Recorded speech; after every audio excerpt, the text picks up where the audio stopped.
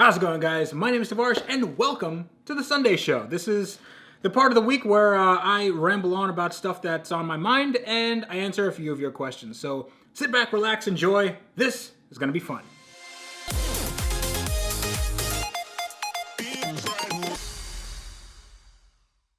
Before we start, I want to make sure you guys know that I'm going to be donating every cent I make from the shirts that I've designed in my Teespring store down below to hurricane relief efforts. Irma, Maria, and Harvey have devastated the U.S. and Caribbean, and they need our help. So let's get those people some help.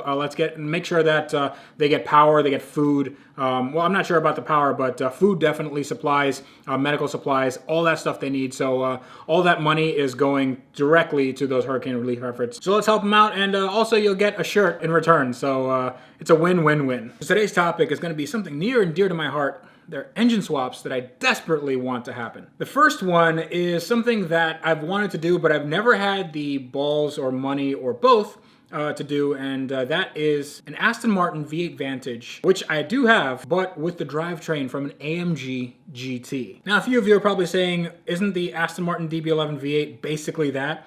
Yeah, it is, but I don't like the look of the DB11. I think it's ugly, and I love the look of the Aston Martin V8 Vantage, but I think that it needed a little bit more oomph. I think it needed a little more power, and yeah, they make power adders for that car, but it still is essentially the same V8, and it still doesn't have too much torque unless you put forced induction on it, and even then it's a supercharger, which saps away some of the power of the engine to make that boost.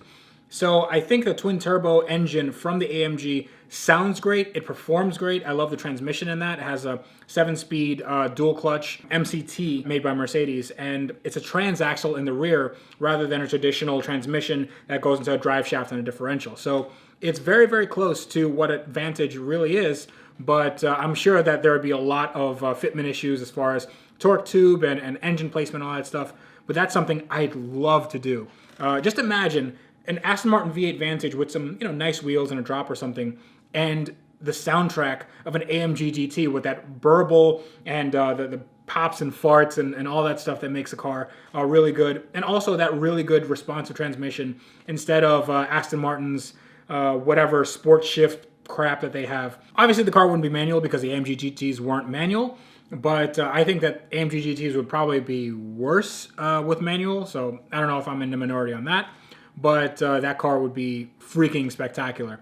I think that you can probably get a Crash GT and get a decent enough, or maybe like a flood salvaged Aston Martin V8 Vantage, make the two together, and for, let's say, 40 to 60 grand, you can have something that's really unique and good if you can get it to work. Now, that is a really big if.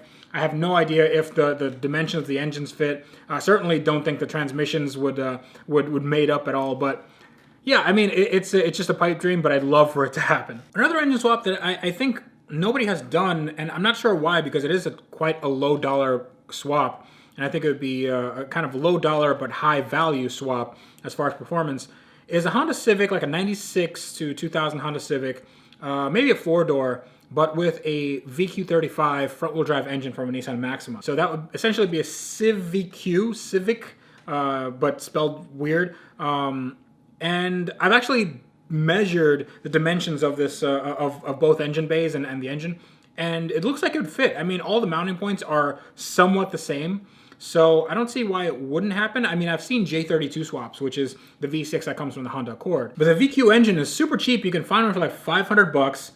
And right off the bat, they have like 265 horsepower.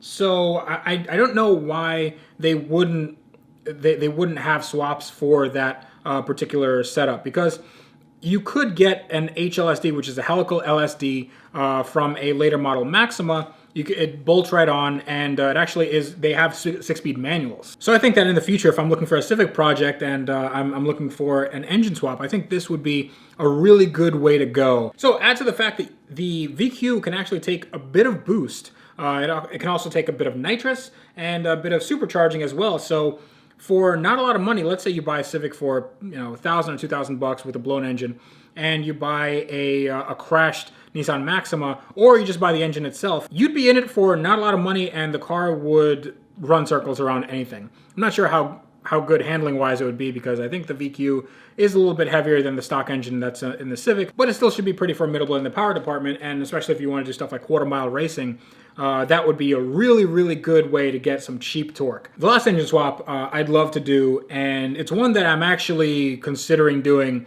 next year, and if somebody does this and doesn't credit me for it, then I will be very angry and I'll send you a strongly worded email. But the swap that I'm talking about is a Mazda RX-7 FD with a Maserati 4.2 and a BMW 7-speed DCT. Now, essentially, this would be a Maserati. Now, the Maserati that is known around the internet is by Roadkill, and they basically have a Mazda rotary pickup, but they have like a 455 Olds in the back, so it's mid-engine, and they called it a Maserati, even though it doesn't have any Maserati parts. But my car would. It would have a 4.2 liter from a Maserati Coupe or Gran Turismo or a Quattroporte. Now, the reason why I'd love the 4.2 is because, first of all, it's cheap. Well, it's cheap for a Ferrari engine. You can find one, like a long block with all the components, all the accessories, for around $5,000, which is a lot of money for an engine, like a bare engine, but for a Ferrari engine, it's not bad. It's not a flat plane crank, it's a cross plane crank, so that's why it sounds a little bit different than, say, a Ferrari F430, which actually has a very similar engine. I think it's the F136 engine.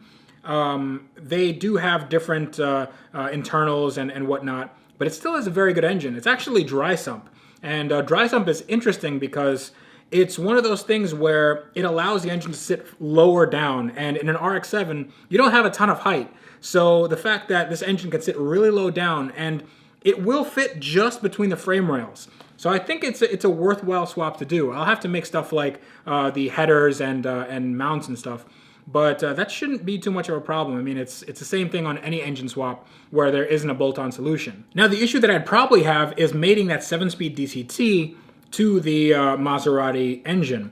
And I mean, you can always do stuff like adapter plates and whatnot, and I think that's probably what I'd have to do. I think there is a company that has a 4.2 adapter plate, and you can adapt it to basically anything. That they'll make custom adapter plates to any transmission. I'm thinking that trans tunnel is probably too small, so trans tunnel will probably need to be reinforced or widened. And also, the big problem would be having a standalone that can handle both the engine and the transmission. Now, Syvex S6 has Syvex S6 is an ECU. It's an aftermarket standalone ECU that can handle the BMW DCT, and it can also handle a V8 naturally aspirated by Maserati. It's just basically a regular coil-on plug V8. But I think that is also going to be a really high dollar solution because Syvex is quite expensive, and I think it's the only thing on the market that can handle that transmission. So it would be a very involved project. It would be way more involved than, say, my SL55 with a manual or something else like swapping a 2JZ into name your car here. It'd basically get a high revving, torque happy 4.2 liter V8 into that Mazda and make it into a really light, very good handling car with just the right amount of horsepower. I don't need 1,000,000 horsepower from an RX-7, but I think 400 horsepower naturally aspirated is just right for that car. And especially with the flappy paddle gearbox, that will make it that much better as far as cornering and weight distribution and all that stuff. I think it could be a really, really good project. That is basically a pipe dream for me, but I hope I can get it done. All right, it's time for questions, and the first question comes to us from Twitter by Shane. And Shane says, when you get a factory vehicle to test, do they give you rules on what you're allowed to do? Now, I'm assuming Shane means press cars. So when I get a press car, it's basically you give them, well, sometimes most of the time this is how it happens. You give them a rough rundown of what you'd like to do with the car, basically as it pertains to them. So let's say you get a Charger Hellcat. There's a real good chance that you'll be doing burnouts or go to the track or something like that. And you'll want to tell them because that way they'll have an extra set of tires that maybe they can give you, or they'll have an extra set of tires when you give the car back, just because they need to get that car out to a lot of different people. And you don't want to give cars out to different people when they have no tires left. So stuff like that, when a car goes off-roading, I remember I did a thing with Jalopnik with Andrew Collins where we took a Jeep, basically a stock XJ, Willys Wheeler Wrangler, and we took it to Moab, and it got a little bit crunched up. I mean, we actually didn't have any damage to the car other than some scratches on the tailgate, but it was, it was a good performing car. But we told them in advance, just so they wouldn't be surprised with what they saw, and they didn't think that we were being reckless with the car. But generally, you don't really have to tell them much. If it's just like a regular car review, then they'll just give it to you with no strings attached. But I remember when I got stuff like a C63 AMG from Mercedes, and I had it in Florida, they basically just didn't tell me anything. They just handed me the keys and said, okay, you'll be back in a few days, and that's it. And a lot of times they deliver the car to your house and they pick it up, and that is also a service that a lot of fleet press cars or press car fleets do for journalists. So it is pretty cool, but then again, it's not like you can go out and just thrash on cars and whatnot. You'd usually have to tell them first and get an okay, because it's not your car, and you want to be courteous to not only the people who are not renting it, but people who are getting it next, but also the fleet car manager, because you want to have a good relationship with them as well. But when you go on press trips, that's a little bit different, because the manufacturer usually controls everything as far as the routes and as far as what the cars will be designed to do. So let's say a press trip. I did a press trip where I went to San Diego and I drove the Infiniti Q60, and that is the all-wheel drive 400 horsepower version. And we did a drive from San Diego, did some like canyon roads and stuff. But there was a very strict guideline as to where we could go, and we had to ask me and the partner in the car. There's another journalist. We asked to take the car out after the drive was over, just so we can get some more shots and just so we can get some more driving impressions, because sometimes it's necessary. Sometimes what they give you isn't enough time to actually get a good idea of what the car is like.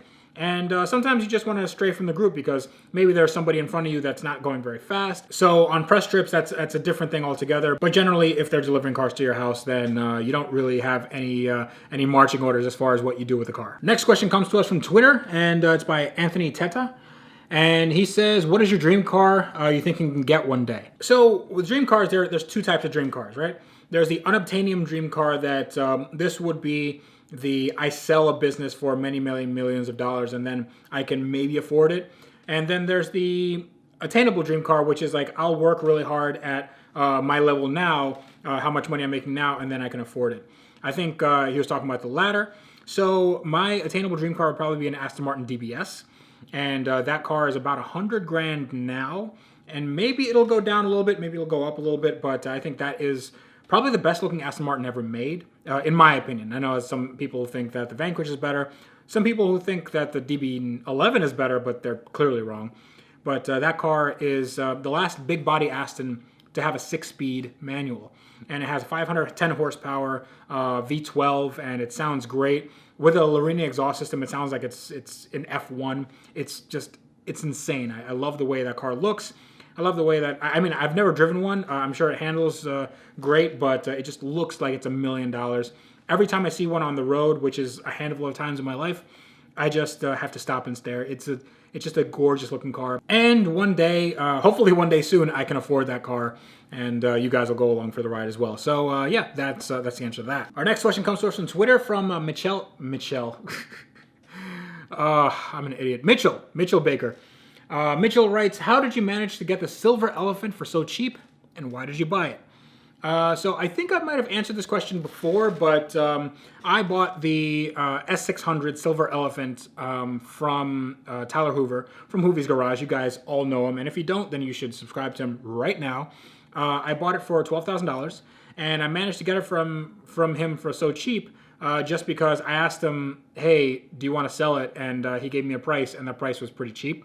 And because Hoovy is extremely reasonable, and he knows that the car has like 150,000 miles, and he knows that some people might be turned off by the stuff he's done with it, but not me. I love a car with a lot of history. I love a car with a story, and the fact that this has basically millions of views already, I think I wouldn't be wrong in saying that this is the most famous S600 ever made.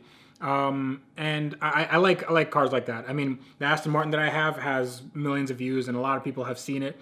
And it's kind of cool when it's being referred to in different videos that don't have anything to do with you, but it's, I don't know, I like that. I like a car with a history and a story. But the reason I bought it is just because I need a daily driver, and the S500, I am selling it after I get done with it. So I'm not sure if that video is out now because these are pre-recorded. So that either has come out already or it will be coming up. So we'll see how my upload schedule is. But yeah, the S600 is going to be a daily driver. I'm going to do a few things with it, but they're just minor things. It's not going to be like a full build. I'm not converting it to manual or anything. It's just going to be something that I can drive every day and not worry about it and be in the lap of luxury and heated and cooled massaging seats. So yeah, that's why I bought it. Our next question on Twitter comes to us from Rocket Man, and he says, "Can you call me daddy?" Moving right along to Facebook, our first question from there is from Sean Hoffman. He says, "What is the longest road trip you did, and did you do cross-country driving?"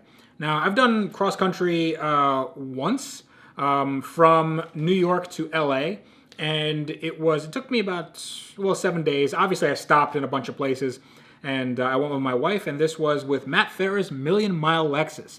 And it's actually the first time I actually met Matt Farah because I just started writing with Jalopnik, and I got into that whole world, and I asked about Matt Farah, and I got his information and asked him if he was open to having me drive his Lexus across the country, and he said yes. So that cross-country drive was the first time I met Matt Farah, and that was to deliver his car to his house, which was interesting. It took me a few days, and yeah, it was not a bad drive at all. That car was spot on perfect, except for one time that it broke down, and I think it was just because the battery ran low for some reason or another. But I got a jump start, and it was good to go. So the longest road trip I did, in terms of time, was likely the road trip between Detroit and Moab, Utah. And I did that with David Tracy of Jalopnik, and I was tailing him. He was in his 1948 Willys Jeep, his Willys CJ2A.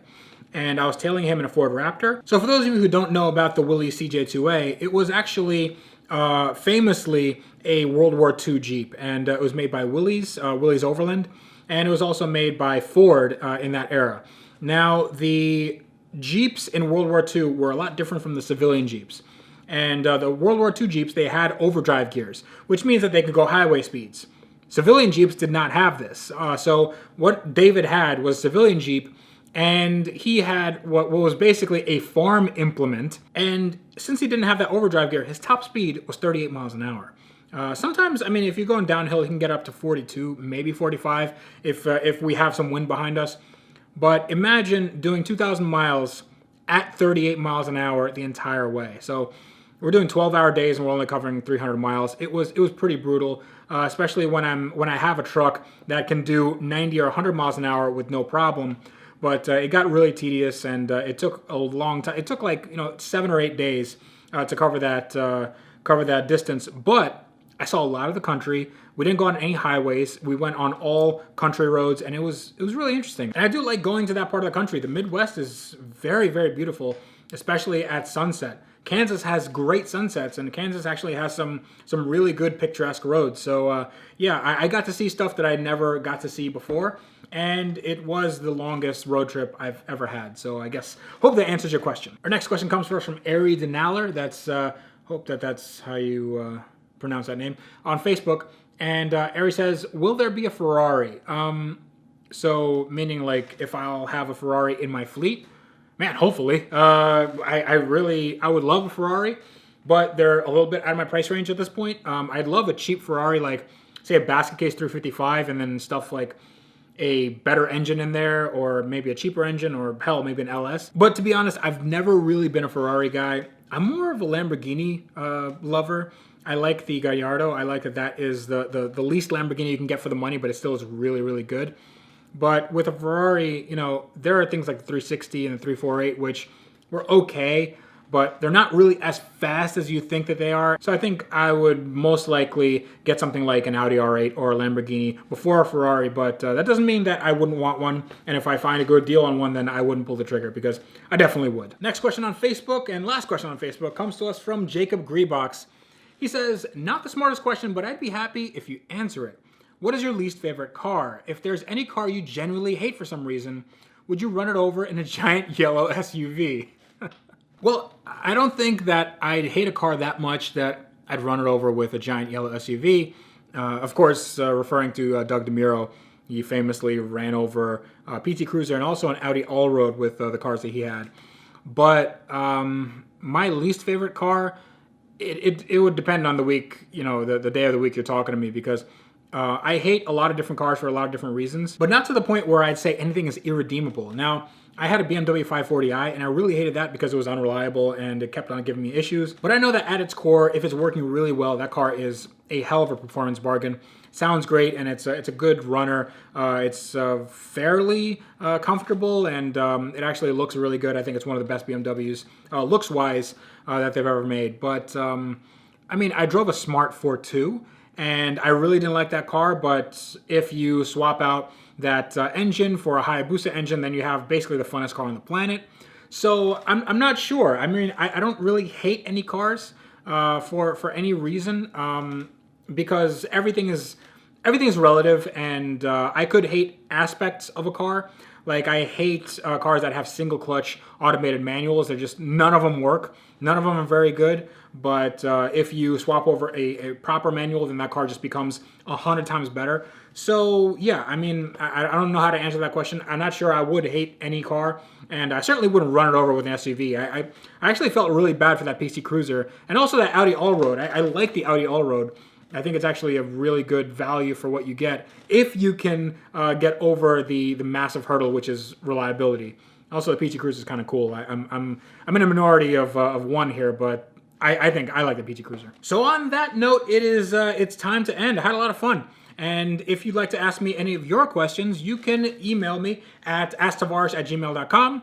If you want to contact me for any reason, ask me questions, tell me what I'm doing wrong, tell me what I'm doing right, or you want to comment on my hair, which has seen better days. You can contact me on Instagram and Twitter, that is @TheRealTavarish, and Facebook.com/AskTavarish. You can also hit me up on Wheelwell. I think this is a Wheelwell shirt. And hit me up in the DMs there. You can check out all my builds and whatnot. But until next time, this is me telling you that this is a lot of fun. You can ask me anything you want. And I'll see you guys next time.